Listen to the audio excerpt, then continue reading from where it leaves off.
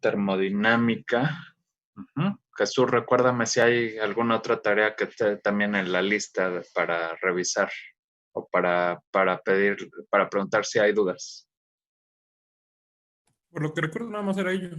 Esos dos, ¿verdad? Bien, gracias.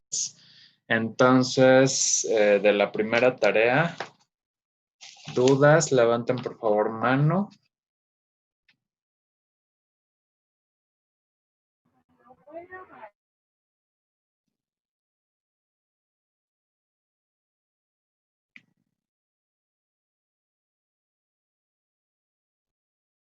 ¿Alguien todavía no realiza esa primera tarea?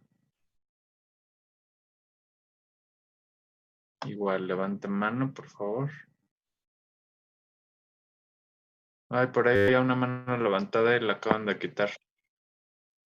Soy yo, doctor, es que tengo duda con el problema. A ver, te escucho. Es en el inciso, en los últimos dos incisos. Sí. Es que, bueno, él no dice que... Dime un segundo, por favor. Aquí está.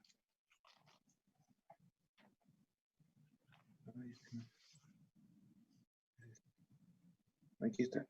En el inciso C dice, el máximo porcentaje de pureza molar del etanol en el destilado de la segunda columna, la concentración del etanol se fija en 95%. Pero es respecto a la entrada, a la alimentación. La recuperación, sí. La recuperación siempre es respecto a la entrada. Ok, es que en el proceso. Ajá. En el balance, en el problema, cuando nos pide igual el mismo dato, o sea, nos dice que el destilado de la segunda columna es etanol con 92% de pureza y con 95% de recuperación. Sí. Entonces, pues siento que ese inciso es lo mismo que... No, la vez pasada lo que comentábamos, Karina justamente preguntó por el inciso C y D, y lo que comentábamos es que la pureza en la corriente 4 va a depender de qué otros componentes están presentes. Entonces, en ese inciso C se mantiene la parte del porcentaje de recuperación de etanol, es decir, el flujo de etanol que sale en la corriente en el domo de esa columna, de la segunda columna, el flujo de etanol se mantiene constante. Eso es lo que te están diciendo en el momento en el que te dicen que se tiene el mismo porcentaje de recuperación. Pero lo que no va a mantenerse constante es la composición de esa corriente. Te dicen cuál es el máximo porcentaje de pureza. Entonces, ¿qué especies químicas son las presentes en el domo de la segunda columna, Tomás? Es etanol, es el etanol, el metanol y el isopropanol. Y el isopropanol. Entonces, además del etanol, podría darse el caso en que, digamos, cambiando las condiciones de operación de la columna, que el metanol con M o el isopropanol salieran por los fondos. Sí habría la posibilidad. ¿De ambas especies? ¿De ambos por los fondos? Uh-huh.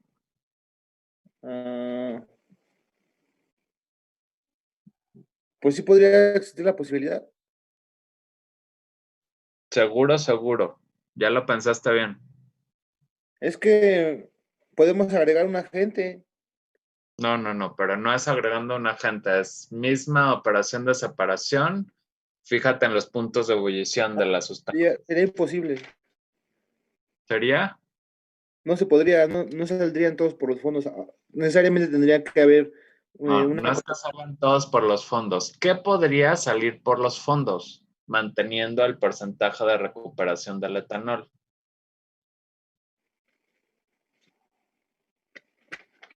¿Podría saber isopropanol? Exacto, isopropanol podría irse por los fondos. ¿Metanol podría mandarse a los fondos?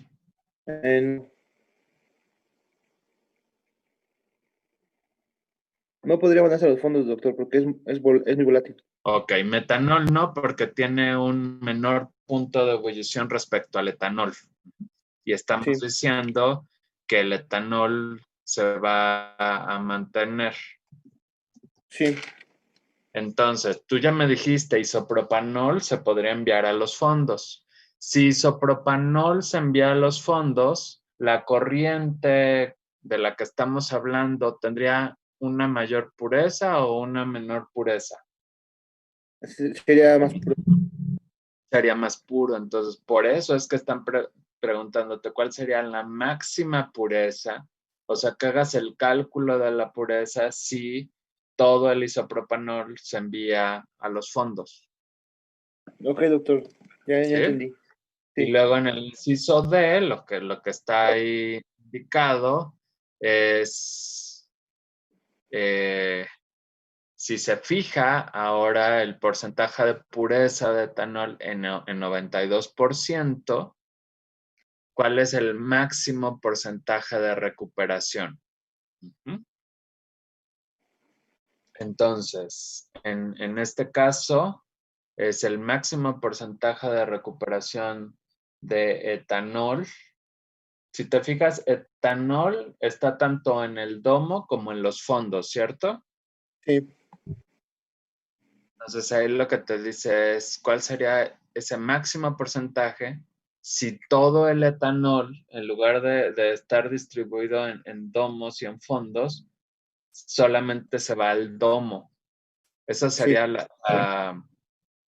la situación en la que tendrías la máxima recuperación.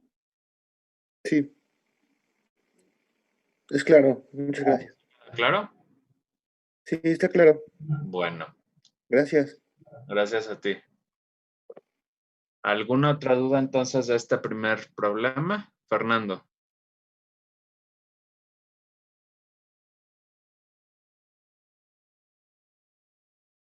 Fernando ya no. Ariadna.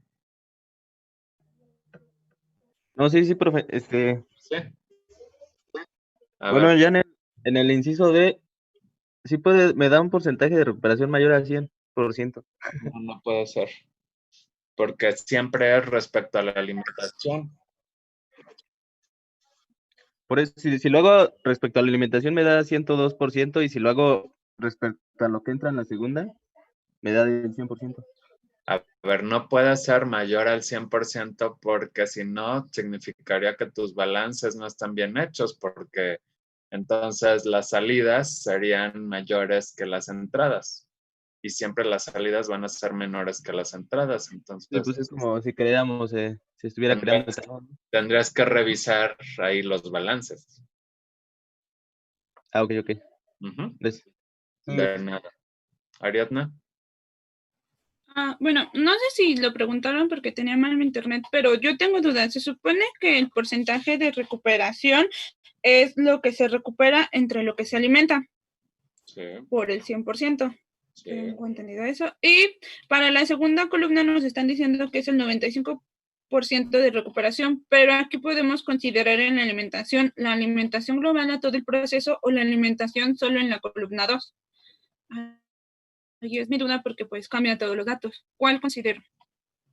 En el inciso C, No, en el primero, o sea, cuando estamos haciendo todo el balance. cuando están haciendo todo el balance, los porcentajes de recuperación siempre son respecto al proceso global. Ok. Entonces debería de considerar los 500. Exacto. Ok. Gracias, profe. Ahora es cuando te hablan, por ejemplo, de porcentaje de recuperación del etanol, no entran 500 kilomol por hora de etanol, ¿no? Lo que entra a todo el proceso de etanol son 175 kilomol por hora. Entonces, si hablamos de porcentaje de recuperación del etanol, es respecto a ese flujo de entrada. Ok, pero de la alimentación global.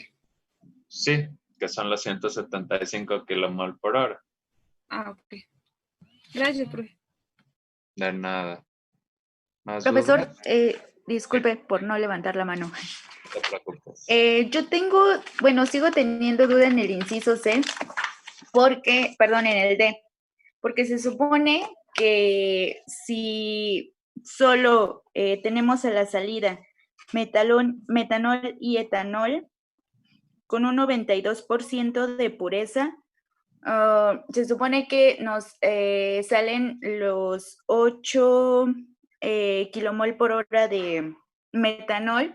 Entonces, es que hice el cálculo y me sale igual del 92% de recuperación. No, pero dijimos que para ese caso lo que te están diciendo es la máxima recuperación de etanol se logra cuando todo el etanol va a estar en la parte del domo. O sea, lo que se estaba yendo por los fondos, ahora va a salir también por el domo, de etanol solamente.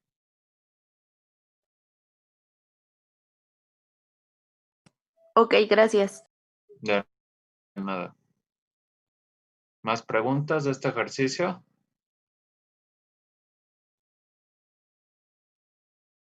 Bueno, entonces hoy en la tarde voy a habilitar que ustedes ya puedan en el aula virtual capturar sus resultados numéricos, por lo menos para el primero de estos dos ejercicios, para calificar sus respuestas.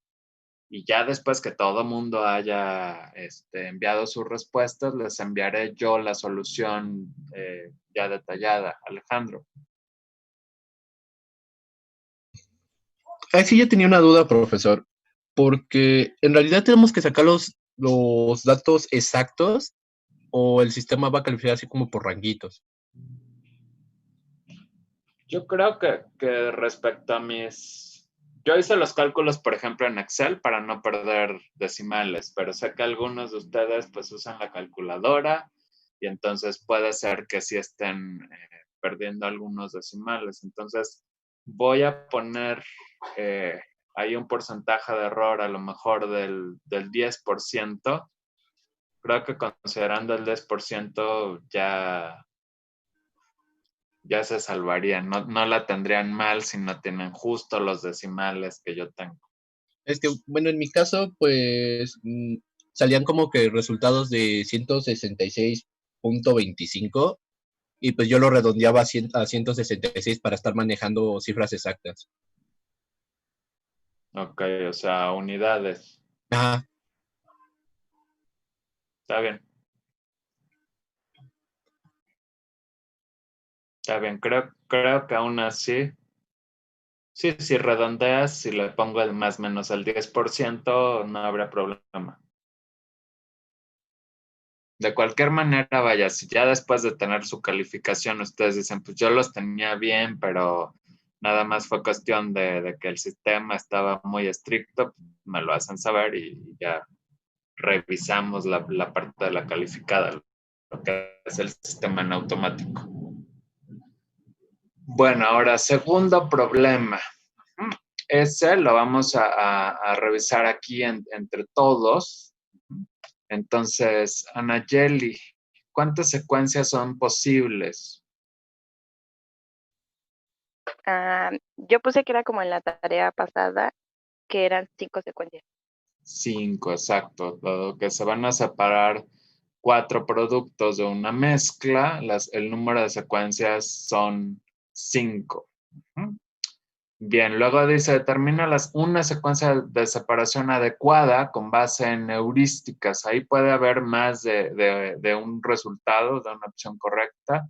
Anayeli, ¿sería posible que nos compartieras el tren o la serie de columnas que propusiste? Pues como tal, yo nada más dejé expresado que era el primer tren que había puesto en la tarea pasada. Pero El primer tren ¿cuál era la tarea pasada? No me acuerdo. Bueno, es que le tendría que tomar foto, profesor. Ok, ¿alguien sí tiene la imagen cargada como para que nos compartiera? Levante mano.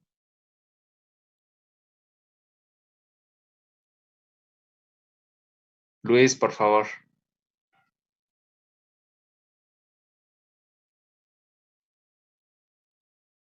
Permítame. Sí.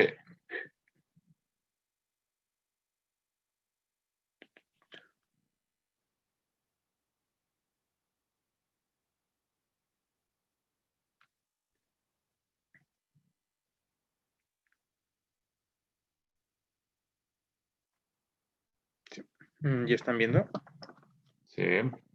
Bueno, pues yo puse aquí las consideraciones en la primera parte por lo que eran más volátiles, puntos de ahora sí que de ebullición, luego concentración, y como tal en un destilador 1, primero obtenía nada más lo que era la parte de el metanol, y en los fondos tenía lo que era el benceno, tolueno y el etilbenceno.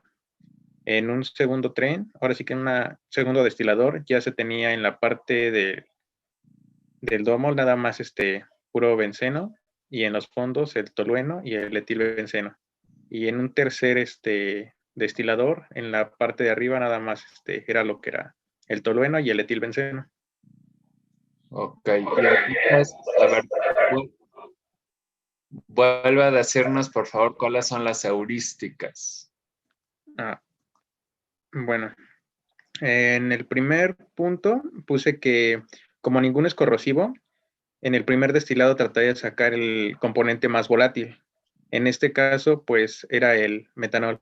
Como segunda consideración, en el segundo destilado para sacar el benceno, ya que se encuentra en la mayor concentración y es el segundo punto de ebullición. Y ya en los fondos, obviamente, del segundo destilador se llevaría a cabo pues otra separación por lo que son los puntos de ebullición los más altos, nada más el tolueno y el etilbenceno. Ok, el tercero es una Entonces, heurística. ahí creo que no. A ver, o sea, efectivamente no hay corrosivos. No hay corrosivos. El otro punto, pues, es por la concentración. Y en la parte de los fondos, Que tiene mayor concentración respecto a qué corriente. de la que viene de aquí de los fondos. Se tiene en mayor concentración lo que es el benceno. Ajá. O bien el que está en mayor flujo molar, ¿no? O sea, tratar de primero quitar el benceno. Ok. Y ya, ¿Y ya acá? bueno, y ya aquí en la última, pues ahorita sí platicado sería también que el tolueno se tiene como, ya en esta última destilada, el tolueno se encuentra en mayor concentración y también su punto de ebullición es menor, pero también es lo que estaba checando de que ya ahí los puntos de ebullición se acercan un poco más. Ok. Pero bueno, digamos, lo último, pues ya solamente hay dos componentes, pues no queda de otra más que siempre el tolueno mandarlo por el domo. Y, o sea, ya es ya no hay de otra, no hay más opciones, ¿no? O sea, ahí no estás aplicando propiamente a una heurística, ¿no? Ya es nada más una descripción, una mera descripción de lo que ocurre en ese destilador. Ahora, una pregunta respecto a tu propuesta. ¿Por qué no primero, dado que uno se fija que era el benceno el que estaba en mayor cantidad? Sí. Si el benceno está en mayor cantidad, ¿por qué no en la primera columna tratar como de separar metano y benceno de tolueno y etilbenceno? Bueno, yo lo pensaría de que, porque obviamente aquí en esta parte del primero, aquí tendría lo que es dos componentes, como usted lo comenta, que sería el metano y el benceno. Pero aquí obviamente siento que por el punto de ebullición obviamente arrastraría totalmente a todo el metano, ya que también su flujo es muy poco. Claro. Entonces, aquí en esta parte volvería a ser como que no lo mismo, pero tendría que hacer otra separación. otro destilado, pero en la parte del evaporador, para obtener nada más el metano, si es que se quiere solamente puro. Ajá. ¿Y en cuál te daría? O sea, si comparas esas dos secuencias, ¿cuál crees que convendría más en términos del tamaño? De los tamaños, porque en el primero, como bien dijiste, fíjate, en tu primer destilador está entrando todo. ¿Ah? Pero nada más le quitas un poquito. Entonces, después el segundo destilador, pues tienes ahí 3 flujos. Ajá. Bueno, ya respecto al tamaño, pues la sugerencia que usted propone creo es mucho mejor, porque obviamente va disminuyendo el tamaño de lo que es el destilador, tanto en el... bueno, aumentaría en la parte del evaporador, pero disminuiría en lo que son en los fondos, y aquí se tendría un destilador menor.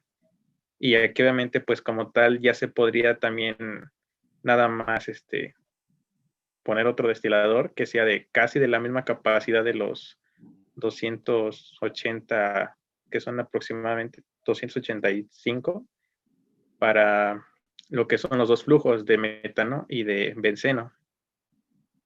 O sea, digamos, la diferencia, voy a dibujar un poquito, sé que no va a quedar bien, ¿no? Pero la diferencia sería entonces poner un destilador en el domo para lograr hacer ahí la separación de metano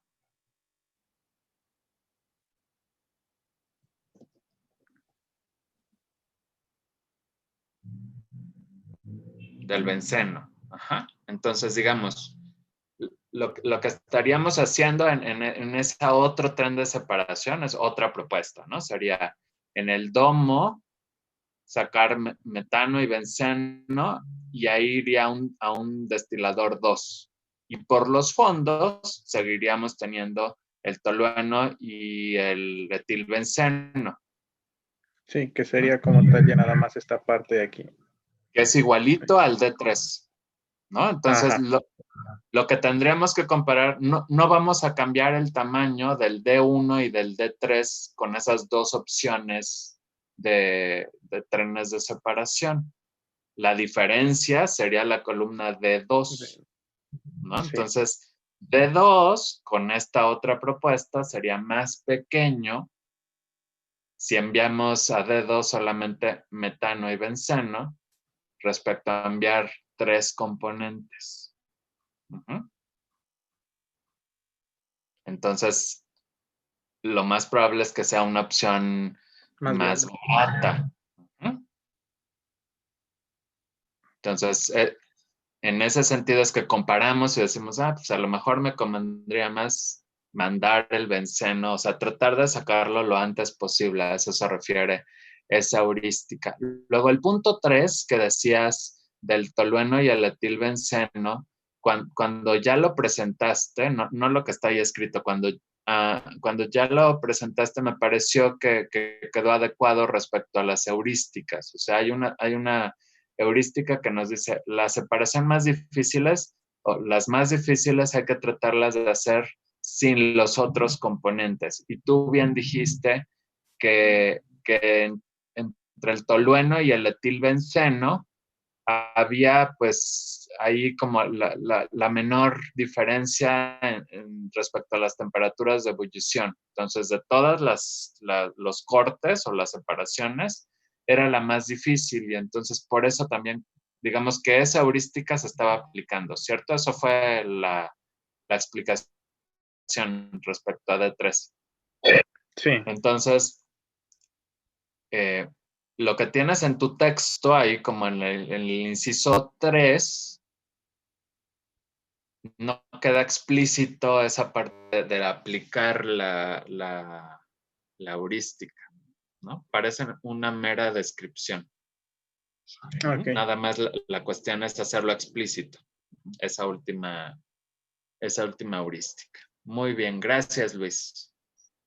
Gracias. Bien, ¿alguna otra opción de tren de separación que considere que a lo mejor es es buena, que considere que aplicó un mayor número de heurísticas. Ariadna. Bueno, yo tengo una secuencia, pero tengo duda. La hice parecida a como es la destilación en el petróleo, que se separa por, bueno, se sacan corriente. Pero la estoy descargando. No sé si pueda ponerla. Sí, claro. ¿Sí? Voy. Que la estaba descargando.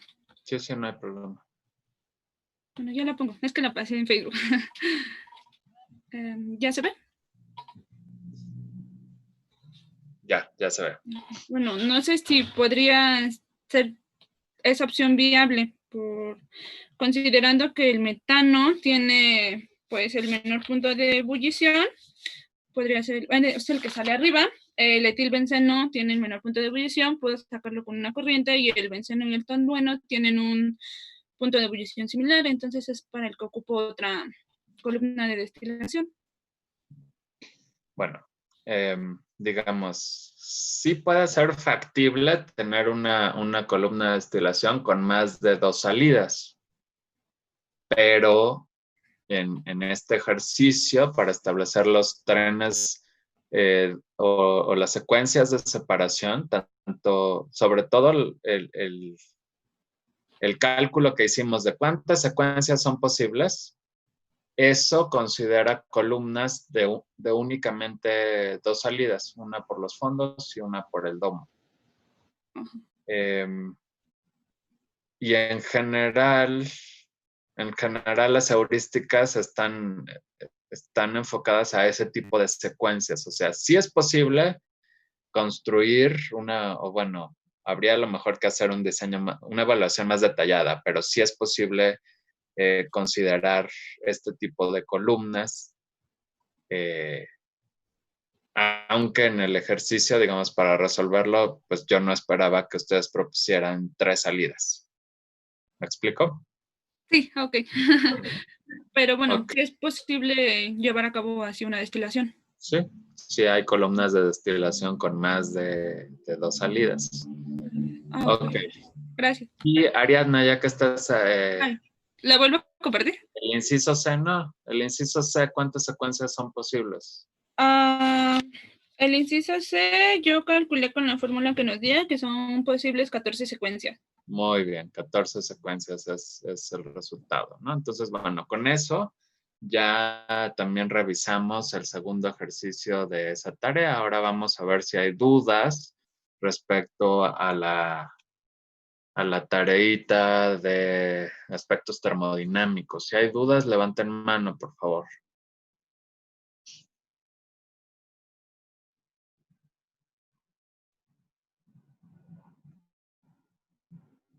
Alejandro.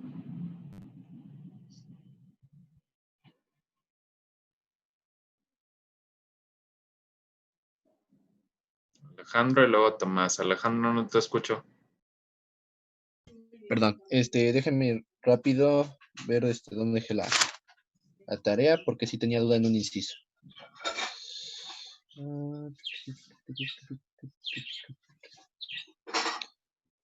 El inciso, bueno, el último inciso del primer problema, profesor, de los volúmenes. Ajá. Ese no sabía cómo se resolvía, no supe cómo resolverlo. Pero sí investigaste un poquito, eso tiene que ver, digamos, con el repaso que hicieron de termo. Bueno, ajá, es que sí hice el repaso, pero le soy sincero, no leí exactamente una parte de los volúmenes, de la parte de volúmenes. A ver. Ahí voy. Entonces,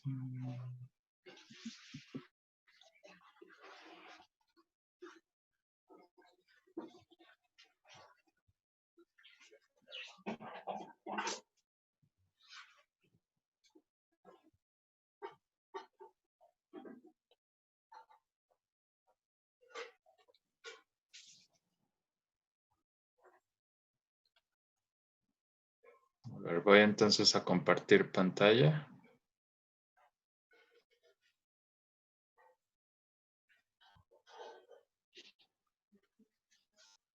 Bien, cuando ustedes en principio revisaron los diagramas presión contra temperatura de sustancias puras, basándose en la definición de la energía libre de Gibbs. La definición de la energía libre de Gibbs viene dada por esta expresión. O bien podemos, incluso se puede hacer el desarrollo a partir del primer renglón. La energía libre de Gibbs es la entalpía menos el producto de la temperatura por la entropía. Y tomando en cuenta justo esa expresión, es que justo en las líneas de saturación de estos diagramas presión-temperatura, pues esas líneas lo que están representando es el equilibrio. Entonces, cuando existe el equilibrio, pues la energía libre de Gibbs de una fase se iguala con la energía libre de Gibbs de la otra fase, que es esta primera línea. No es más que aplicar la definición de energía libre de Gibbs para cada una de las fases, la fase alfa y la fase beta. Y entonces se reacomoda esa cuestión. La presión obviamente es la del equilibrio. Equilibrio ya hemos dicho que es sinónimo de saturación. Y entonces, rearreglando estos términos, obtenemos que la derivada de la presión respecto a la temperatura en estas curvas, eso es, este primer término es igual a este cociente de delta S entre delta V. Y entonces, igual tomando en cuenta lo que es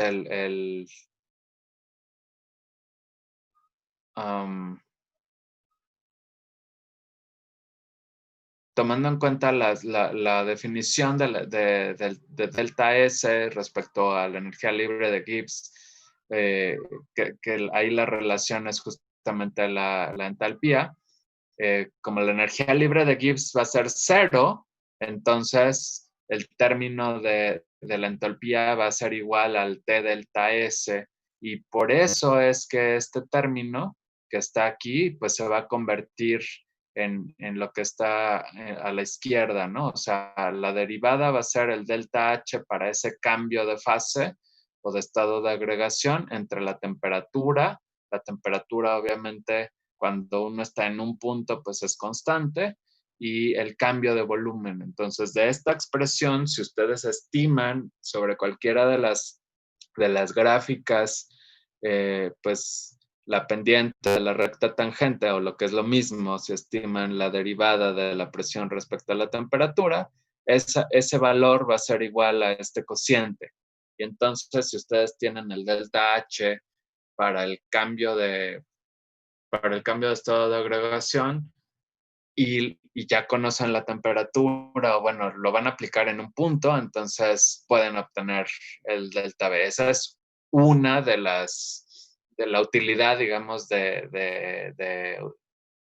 este diagrama respecto al equilibrio. Entonces, pueden obviamente también hacer los cálculos correspondientes del delta V. O sea, yo en el ejercicio les estoy viendo solamente el delta V, pero ustedes aplicando, por ejemplo, ecuación virial, podrían hacer la estimación, obviamente, del delta V y luego si tienen la densidad del líquido, calcular el volumen molar para el líquido. Y en esa otra situación, entonces, a partir el diagramita, lo que podrían también calcular, si ustedes hacen la estimación del delta V, con el diagrama podrían hacer la estimación del delta H. Ese sería un ejercicio similar, ¿no? Entonces, eso es lo que tenían que haber utilizado. ¿Queda claro, Alejandro? Sí, sí, gracias. Y la información, digamos, de esto también está en el Smith-Ibanez. Tomás. Bueno, yo tenía duda en el inciso de ese mismo problema del 1 del inciso E, porque nos dice que, bueno, establece una temperatura y nos da una presión también, pero después habla de una compresión, entonces quiere decir que sí cambia la presión, ¿no? Claro, o sea, lo que te está diciendo, es posible la condensación de CO2 que está inicialmente a una atmósfera y menos 20 Celsius, eso es el estado inicial, y luego dice coma, ¿no? O sea, el resto de la idea es cómo se va a realizar la condensación mediante una compresión isotérmica. A temperatura constante vas a cambiar obviamente la presión y pues ahí tienes que basarte obviamente en el diagrama presión y temperatura para responder eso. Sí, sí, sí, nada más era eso. Ajá. Gracias. Gracias, doctor. Bien, ¿más dudas de algún otro ejercicio?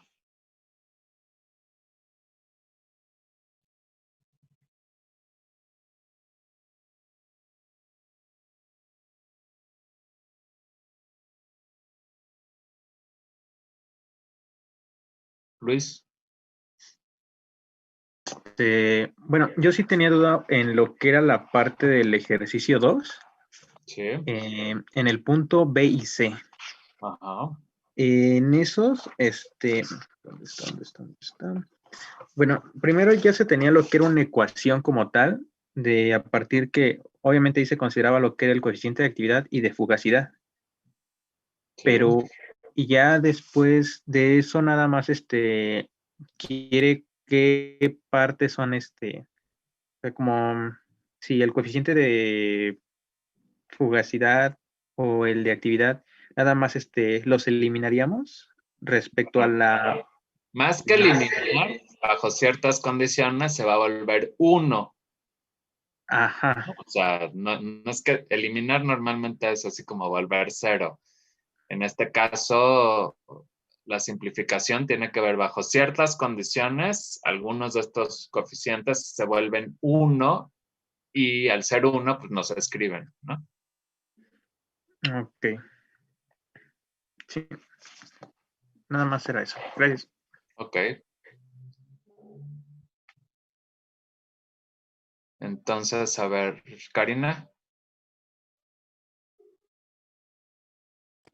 Profesor, por ejemplo, usted, bueno, yo tomé como referencia la ecuación que nos dio en las láminas en la clase anterior, Sí. donde nos dice que la fracción de I por el coeficiente de actividad de I en el líquido por la presión parcial de I es igual a la fracción de vapor que sería Y. Presión parcial de I, no creo que sea presión parcial de I. Por la presión de vapor, perdón. Ah, ok, porque no es lo mismo. Ajá, por la presión de Sí, perdón. vapor, sí. Sería la fracción en el vapor que sería Y por el coeficiente de actividad de I en el vapor, por la fugacidad de I, por la presión. Y en el inciso A dice, simplifica la ecuación anterior si la fase gaseosa es una solución ideal y se comporta como gas ideal. Ahí Sí. solamente vamos a despejar, bueno, vamos a considerar a la fase gaseosa como una solución ideal y a la fase líquida se va a quedar normal. ¿En el inciso B? En el inciso A. En el inciso A, sí, solamente van a considerar, o sea, van a empezar a simplificar lo que ocurre en la fase gaseosa y efectivamente el líquido lo dejan como una solución real. Ok, bueno, el punto aquí, mi confusión es debido a que nos dice en el enunciado del problema, escribe la condición general de equilibrio líquido-vapor para un sistema de dos componentes, que sería IJ, perdón. Sí. Y usted nos dio la ecuación de equilibrio, pero solo para el componente I. Mi pregunta es si se tiene que poner otra ecuación para el componente J. Mm, En sentido estricto, sí, necesitas el sistema de dos ecuaciones para poder resolverlo. Yo creo que sería lo mejor. Cuando planteé estos ejercicios, yo estaba esperando, vaya, con que solamente me dieran una ecuación, y por eso en la redacción dice la ecuación y no las ecuaciones, ¿no? Pero tienes razón. En sí establece un sistema de ecuaciones, y si el sistema es binario, pues tienen que estar descritos los dos componentes. Entonces, sí, por favor, escriban la ecuación para el componente Y y la ecuación para el componente J. Gracias, doctor. De nada.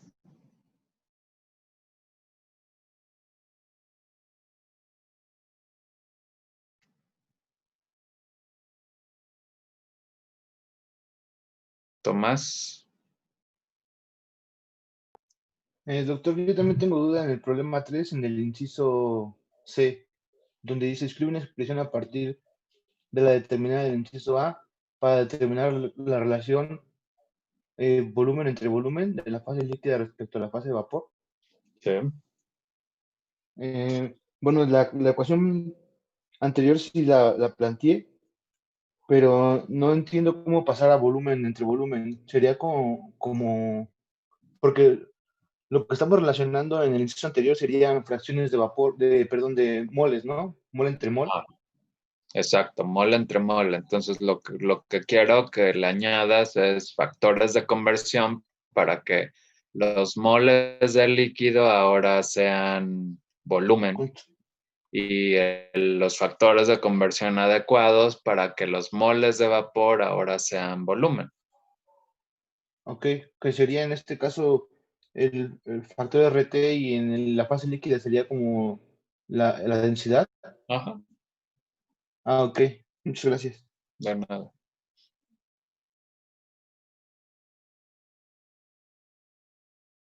Karina, ¿hay más dudas? No, perdón. No hay Olvidé problema. bajar la mano.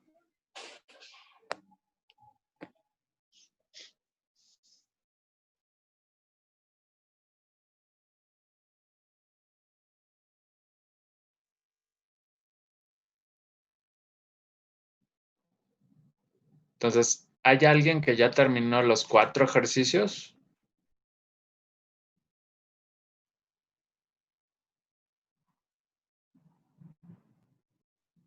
Bueno, entonces entiendo que están en proceso todavía estos ejercicios. ¿Más dudas? Luis. Bueno, me surgió una pues fue la última ya del último problema, de lo de del problema 4.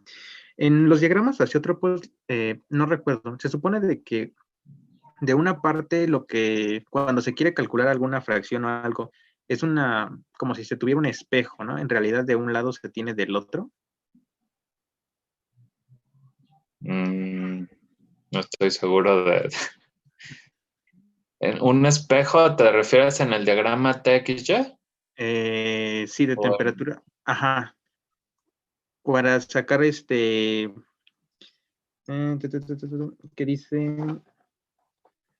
con base al diagrama TXY determina la relación molar líquido-vapor que se alcanza en una etapa de equilibrio para la mezcla con una fracción molar de benceno en el líquido de 0.2. Ajá. Digamos, cuando se está en la fracción de 0.2, si se traza una línea, línea lo que diagonal en lo que es a la temperatura de 72.5, es nada más lo que no recuerdo bien. ¿Diagonal u horizontal? Horizontal, perdón. A ver, a lo mejor no voy bien en mi trazo, pero bueno, más o menos ahí está. 72.5 tracé una horizontal. Luego,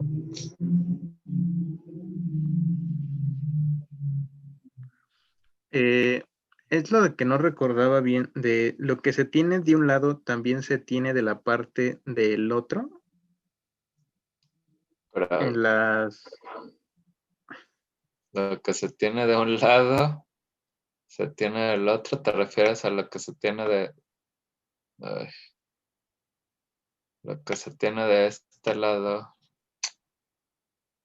No se ve ninguna flecha, ¿verdad? No.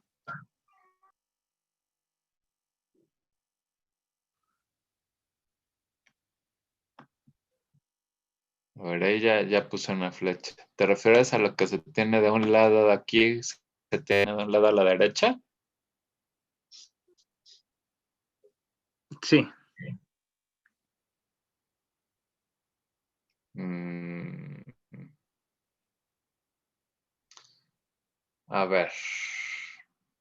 No sé si he entendido bien la pregunta, ¿eh? Al final de la explicación me dices si te ayudó o si nada que ver con tu pregunta. Entonces, la curva que está por arriba, recordamos, eso describe el vapor, ¿no? Entonces, espero estén viendo el cursor, ¿no? Entonces, todo esto describe eh, lo que ocurre con el vapor.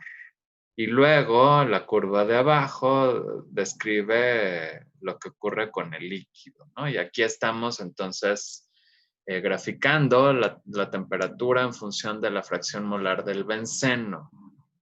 Eh, si se tienen mezclas iniciales con cierta composición, pueden llevarse a condiciones de equilibrio. Es decir, yo podría tener, por ejemplo, una mezcla con 0.1 fracción molar de benceno y entonces aumentar su temperatura. Si originalmente es líquido, pues estaría la temperatura inicial por abajo de la curva de líquido. Y si logro llevar esa mezcla a una zona que esté entre las dos curvas, la del líquido y el vapor, entonces sé que habrá dos fases.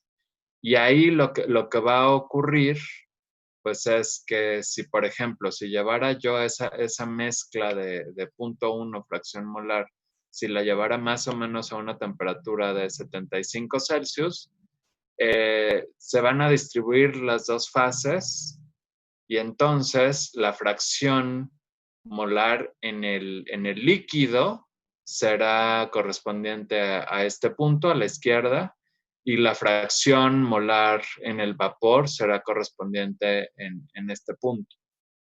Si realizo un balance, pues podría con el balance, con esa información, determinar cuál es la relación de líquido a vapor. Lo más probable es que también vieron en termo la regla de la palanca. La regla de la palanca o del balancín o del columpio, ya no me acuerdo cómo más le llegan a decir, se basa en el balance y tiene que ver con la distancia o cuánto miden estos dos segmentos que quedan aquí. Pero entonces, si la mezcla inicial era de 0.1, pues toda la información está de este lado.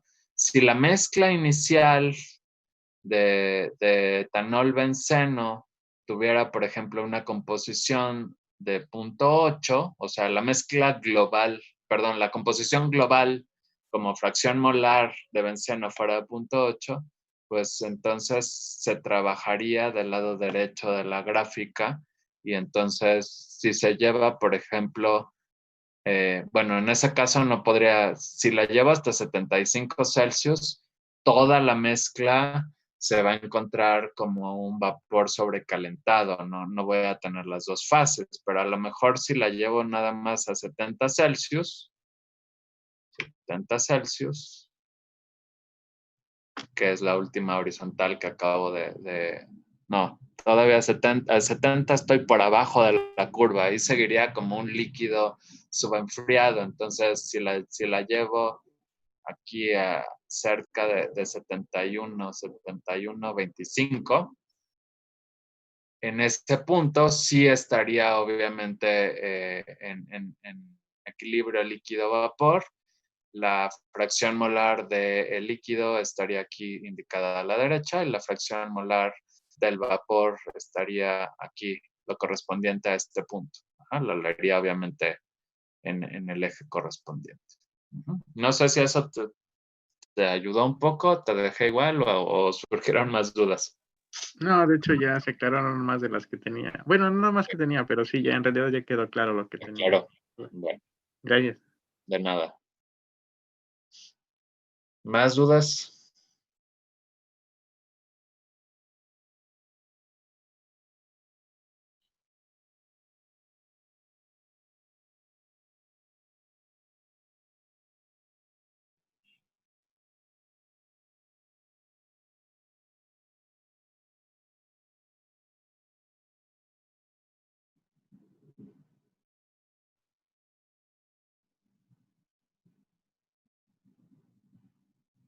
Bueno, entonces, para la sesión de... Tengo que ver mi calendario porque si no, no me acuerdo. Para la sesión de mañana, yo ya esperaría que ya tuvieran totalmente resueltos estos ejercicios. Y hoy les voy a enviar otro ejercicio más tarde por correo, entonces para que también lo vayan abordando. Recuérdense, primero les dejo que ustedes lo intenten, hacen sus listas de dudas y entonces una vez que ya tuvimos sesión de dudas, pues ya se espera que avancen mucho más rápido, logren llegar a los resultados finales para que entonces sí puedan entregar resultados. Una vez más pregunto, ¿hay dudas? Profesor, perdón por no levantar la mano. No te preocupes. Para el problema, para el último problema, Sí. no es cierto, para el 3, donde dice que tenemos 4 componentes y bueno, hay 2 corrientes de salida. En el inciso A, donde nos pide escribir el sistema de ecuaciones que permite determinar la relación líquido y vapor, ahí esas ecuaciones se tienen que plantear por medio de un balance de materia. Pues eso es lo que ustedes tienen que decir, ¿no? ¿De dónde salen las ecuaciones, no? Ya, digamos, respondiendo bien tu pregunta, sí. Parte de las ecuaciones van a ser balances por componentes. Pero vas a ver que no vas a tener suficientes ecuaciones para resolver. Entonces, hay otras ecuaciones que van a complementar a los balances. ¿Se queda más o menos claro, Karina? Sí, gracias. Entonces, algunas de las ecuaciones pedidas sí son los balances por componentes.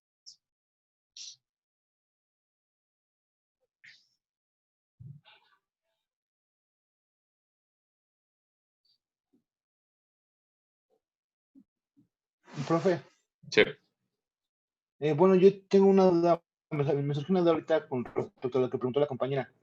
Lo que pasa es que yo cuando hice esa relación lo hice solamente para un componente, como por ejemplo para el componente A, y encontré la relación LB entre del componente A. Entonces tengo que hacer todas el mismo análisis para las demás, los demás componentes. Sí. Si en sentido estricto, con un solo balance no vas a poder determinar L en B. O sea, digamos que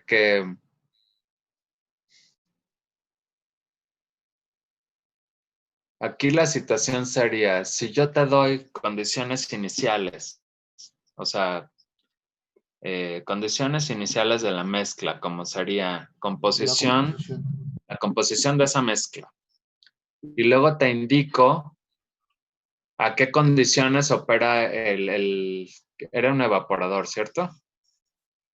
Sí. Ajá, un evaporador flash. ¿A qué condiciones está operando ese evaporador flash? O sea, presión y temperatura. Con esa información, yo quiero que tú determines la relación de L en B.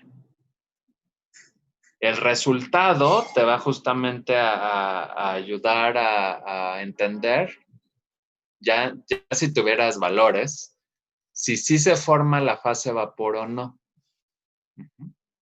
Es decir, a lo mejor esa relación L en B se indetermina a esas condiciones de presión y temperatura y tú dirías, pues eso significa que no se establece la segunda fase.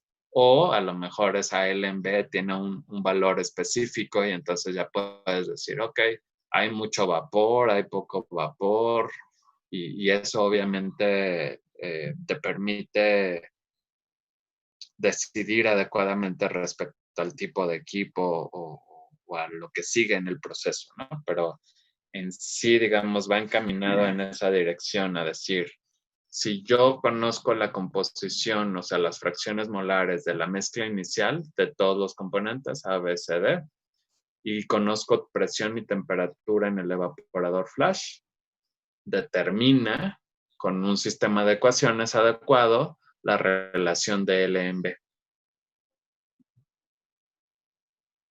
Ok. O sea, no está dando una alimentación, una mezcla, una composición de mezcla. Yo en el ejercicio no les di valores, ¿no? Pero sería, digamos, si ustedes quisieran saber y cuáles son las incógnitas y cuáles son los datos serían propiamente ZA, ZB, ZC, ZD y la presión y la temperatura. Nada más.